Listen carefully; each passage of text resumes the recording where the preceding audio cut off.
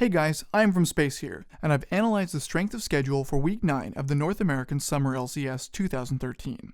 However, I've used wisdom of the crowd rather than previous wins for team strength. Here's a quick rundown on how this works. On lowlysports.com, you can vote for who you think will win a given match. I take this data and use it to simulate the final week 1 million times. The average gives the odds of the final standings.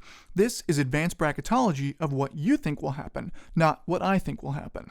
So let's go into the results and I'll reveal some surprises. North America's pretty well decided, so I'm going to breeze through some of the more boring bits pretty quick. Cloud9 takes first, nuff said. Velocity takes last, nuff said. And Vulcan is pretty much guaranteed second.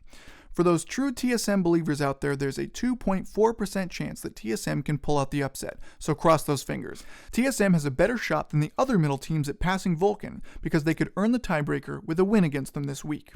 Alright, let's get to the more competitive areas. The race for third and fourth is what it's all about. Any of the middle teams could take these spots, and it's absolutely critical to get third. Why? Because everyone needs the same strategy going into the playoffs. Avoid Cloud9. Cloud9 is so dominant that if you face them, you can pretty much count on heading to the losers bracket. There are 3 spots at Worlds, so there are 2 ways to get there. You can win the first and second round, making you top 2, or you can win the first round, lose in the second, and then win the third place match. Either way, if you face off against Vulcan in the second round, the odds are as good as they're gonna get.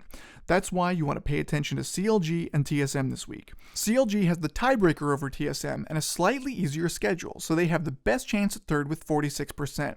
However, TSM is right behind with 39%, so it's anyone's game. One surprise and definite disappointment to the Dig crowd out there is that even with Dignitas' current standing, the fans just aren't with them, and their shot at third is just 8.7%. So we'll see if they can show everyone wrong, but don't count on it. Now, one of the biggest surprises in this analysis is that Team Coast is pretty much relegated to 7th place and out of the playoffs with 95% odds. This sure seems strange given that they have a tied record with Curse, but the fans have just lost faith in Coast. My guess, it's because they've lost 8 out of their last 10 games.